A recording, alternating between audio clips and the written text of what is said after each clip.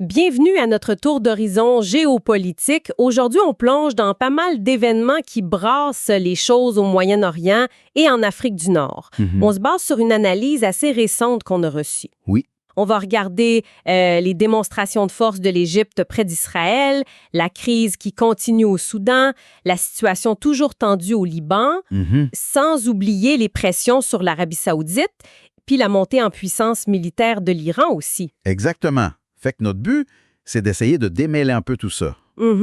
Voir comment ces différents éléments, Gaza, les conflits internes, les ambitions industrielles, la course aux armements, comment tout ça s'influence. C'est ça, on veut saisir les dynamiques profondes, là. Qu'est-ce que ça veut dire pour l'équilibre dans la région en suivant aux infos qu'on a? Puis pour commencer, il y a un fait qui illustre bien une partie de ça, je trouve. L'Égypte qui exporte sa propre technologie maritime. En Europe, en plus. Ça, c'est pas rien, hein? Absolument. C'est très significatif. Le fait que l'Égypte ait vendu deux remorqueurs géants faits chez eux là, dans leur chantier naval à l'Italie, c'est pas banal. Non, c'est sûr. Rentrer sur le marché européen avec les normes hyper strictes qu'ils ont, mais ça valide la qualité puis la capacité industrielle égyptienne. Puis ça va sûrement plus loin que juste des remorqueurs. Ben oui, tout à fait. Ça suggère une montée en compétences. Tu sais, ça pourrait s'étendre à des navires pas mal plus complexes, comme des frégates, ou peut-être même, qui sait, des sous-marins un jour. Ah oui? D'ailleurs, les informations qu'on a, elles mentionnent un projet assez ambitieux, créer une flotte commerciale égyptienne pour la location internationale. OK. On parle de transporteurs de gaz, de pétrole, des porte-conteneurs géants, puis le tout en collaboration avec des gros joueurs comme Samsung. Samsung? Intéressant. Oui. Puis il faut se rappeler que Samsung, ils font aussi du matériel militaire lourd, genre des chars d'assaut. Fait qu'il y a comme une synergie possible là, entre le civil puis le militaire. Et ce développement industriel-là, ça semble trouver un écho dans un certain sentiment national, non? L'analyse parle aussi d'un engouement assez fort pour les musées égyptiens. Oui, Tahrir, le nouveau grand musée égyptien près des pyramides. C'est ça. Les chiffres cités sont assez impressionnants, là. Des dizaines de milliers de visiteurs en une seule journée. Wow! Au point, apparemment, de devoir fermer temporairement le grand musée. C'est un indicateur fort, ça. Cet élan de fierté qui prend racine dans l'histoire pharaonique, ça pourrait aussi avoir des retombées politiques. L'idée qui circulerait de renommer la nouvelle capitale administrative, Oui. avec un nom comme Thebes ou Ramses City, ça participe de cette volonté d'afficher une grandeur retrouvée, tu sais. Et cette affirmation égyptienne, on la voit aussi sur le terrain militaire, près de Gaza. Les infos parlent de mouvements assez importants. Effectivement, les rapports suggèrent que l'armée égyptienne se préparerait à se déployer le long de la frontière avec Gaza dans les zones tampons. Toute seule? Ouh! Non, ce ne serait pas une action unilatérale, justement. Ce serait potentiellement dans le cadre d'une force internationale. Ah, OK. Une force internationale avec qui, par exemple? Les éléments qu'on a, ça parle d'une possible participation de la France, du Royaume-Uni, d'autres pays arabes, puis un possible soutien américain. Ah oui? On mentionne même un éventuel appui de Donald Trump à cette idée-là. Stratégiquement, pour le Caire, c'est une opportunité majeure. Pour surveiller de plus près ce que fait Israël. Exact.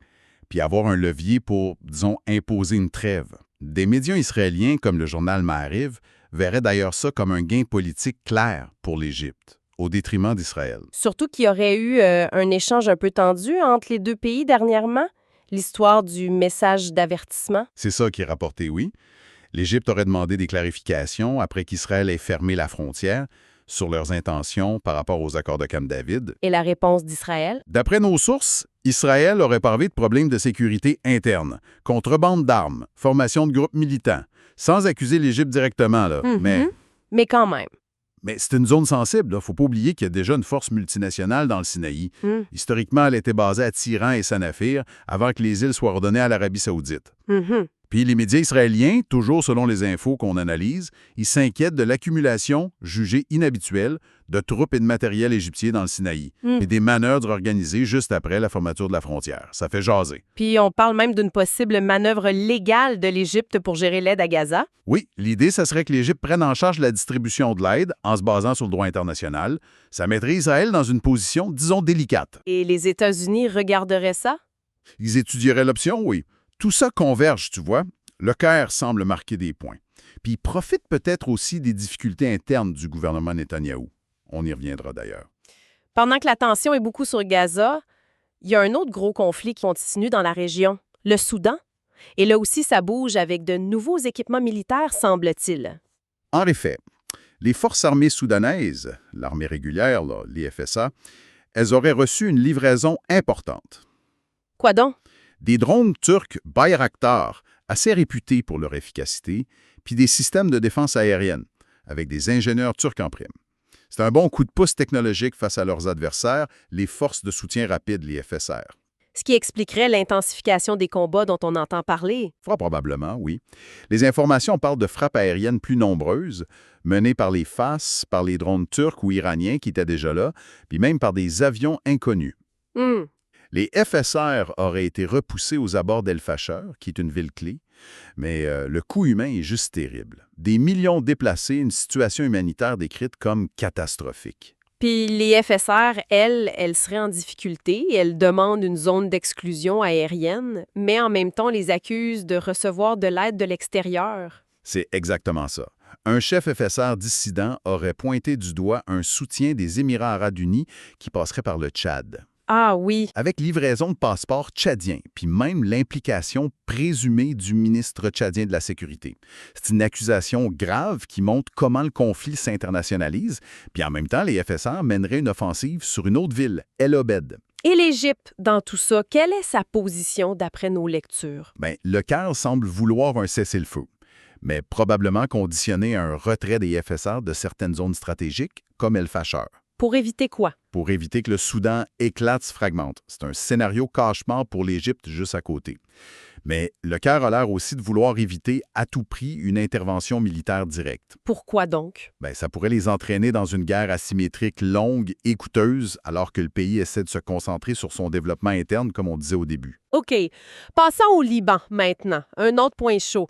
On parle là de livraison d'armes de dissuasion à l'armée libanaise. Oui, puis ça, c'est lié, d'après les éléments qu'on a, à une initiative diplomatique égyptienne. Le chef du renseignement égyptien aurait rencontré des Français, puis aurait aussi parlé avec le Hezbollah.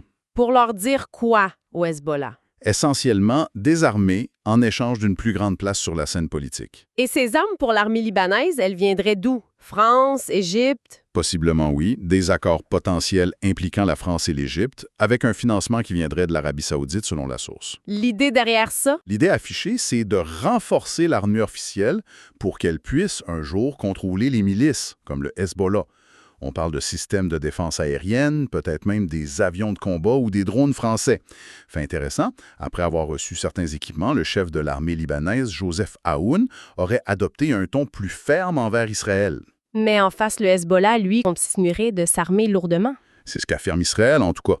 Ils évaluent à 1 milliard de dollars la valeur des armes iraniennes que le Hezbollah aurait reçues. Wow! Les États-Unis ont d'ailleurs sanctionné des bureaux de change qu'ils soupçonnent d'aider à ces transferts. Le message sous-jacent de l'Égypte et de la France au Hezbollah, si on interprète la source, c'est un peu ça. Regardez, votre arsenal n'empêche pas les frappes israéliennes récentes, puis il ne fait pas le poids face à Tsahal, l'armée israélienne. La politique, c'est peut-être mieux. Changeons un peu de perspective, regardons du côté de l'Arabie saoudite. L'analyse qu'on a reçue compile une série d'articles de médias britanniques assez critiques envers eux. Oui, c'est assez frappant en effet. Plusieurs gros journaux britanniques, le Financial Times, The Independent, The Times, The Telegraph, Economic Times, qui remettent en question la viabilité puis le succès des méga-projets saoudiens. Comme Neom et The Line. Exactement. Ces projets un peu fous pour diversifier l'économie. Les articles parlent de difficultés financières à cause de la baisse des revenus du pétrole, d'une dette qui augmente, puis d'une réorientation forcée du fonds souverain vers des investissements plus domestiques, moins spectaculaires. Une telle concentration de critiques venant du Royaume-Uni, ça pourrait cacher autre chose qu'une simple analyse économique. C'est une hypothèse qui est soulevée, oui. Cette critique qui semble un peu concertée, ça pourrait signaler une tension diplomatique ou économique entre Londres et Riyad. À cause de quoi, par exemple? Peut-être liée à la préférence saoudienne pour des contrats d'armement américains, les fameux F-35, les F-15EX, plutôt que les offres européennes ou britanniques comme le Typhoon. Ah, OK. Ou alors un réalignement géopolitique plus large, Riyad qui se rapproche de Washington, puis qui s'éloigne peut-être un peu de Londres. Il y aura aussi une compétition d'influence en Syrie, où la présence britannique dans la planification, financée par les Saoudiens, pourrait créer des frictions. Et à ces pressions externes, il faut ajouter des éléments internes ou régionaux, comme les Houthis qui disent avoir démantelé une cellule d'espionnage. Oui, une cellule qu'ils qualifient d'américano-israélo-saoudienne qui opérait depuis le sud de l'Arabie saoudite. Puis aussi la position de Riyad et d'Abu Dhabi sur la reconstruction de Gaza. Qui est influençante. Pas de financement sans avancée politique claire, un État palestinien, un gouvernement technocrate. C'est différent de la position du Qatar, par exemple. L'analyse mentionne aussi, rapidement, les tensions Afghanistan-Pakistan. Oui. Et puis, le pacte de défense qui lie Riyad à Islamabad. Ça pourrait potentiellement entraîner l'Arabie saoudite dans ce conflit voisin. Fait que ça fait beaucoup de fronts ouverts pour Riyad, là. Et pendant ce temps-là, de son côté, l'Iran semble muscler considérablement son arsenal. C'est un autre axe majeur des informations qu'on a. On parle de livraison massive d'armes russes à Téhéran. Quel genre d'armes? Des avions de combat modernes, des MiG-29, des Su-30 et surtout des Su-35. Ça, c'est un appareil très performant. Puis aussi des missiles.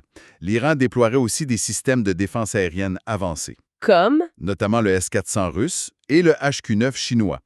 Ce dernier est décrit comme un bouclier lourd capable de couvrir une grande partie du Moyen-Orient. Ça ressemble vraiment à une course aux armements généralisée dans la région. Ah, c'est clair, absolument. Le Koweït reçoit des chasseurs Typhoon. La Turquie négocie pour en acheter aussi. L'Arabie saoudite, comme on disait, vise les F-35 et F-15EX américains. Israël a déjà une force aérienne redoutable. Puis l'Égypte dans tout ça? C'est la question que l'analyse soulève.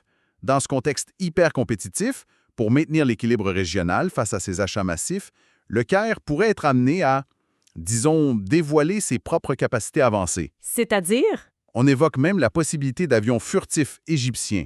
Le surnom qui circule, c'est Al-Shaba, le fantôme. Le fantôme. Intéressant. Et toute cette course aux armements, ça se passe sur fond de tensions internes importantes, particulièrement en Israël. Oui, et c'est un point crucial que l'analyse souligne. Il y aurait des signes de mécontentement au sein même de l'armée israélienne. Ah oui? Des officiers, des soldats qui se poseraient des questions sur le bien fondé de combattre sur plusieurs fronts, pour des objectifs politiques jugés flous ou qui serviraient surtout le gouvernement Netanyahou en place. Puis l'opposition politique en Israël, elle semble monter le temps de façon assez radicale. Effectivement, l'appel de l'ancien premier ministre Ehud Barak à un jeune civique, c'est particulièrement fort comme message. Ça veut dire quoi, jeune civique? Ça pourrait s'apparenter à une grève générale ou une forme de désobéissance civile. Le but affiché, renverser le gouvernement actuel. Barak parle carrément d'une menace existentielle pour Israël en tant qu'État démocratique. Carrément. Il pointe le risque d'isolement international qui grandit. Les services de renseignement américains, d'après les infos, auraient aussi des preuves d'actions israéliennes problématiques qui nuisent à l'image du pays. Puis même la Turquie a émis des mandats d'arrêt contre des officiers israéliens.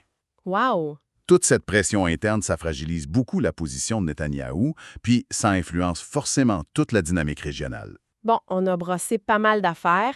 Les ambitions égyptiennes, autant industrielles que diplomatiques, la tragédie soudanaise puis ses échos régionaux, l'équilibre super précaire au Liban, les défis multiples de l'Arabie saoudite, la montée en puissance militaire de l'Iran qui nourrit une course aux armements assez folle, sans oublier les très fortes tensions internes en Israël.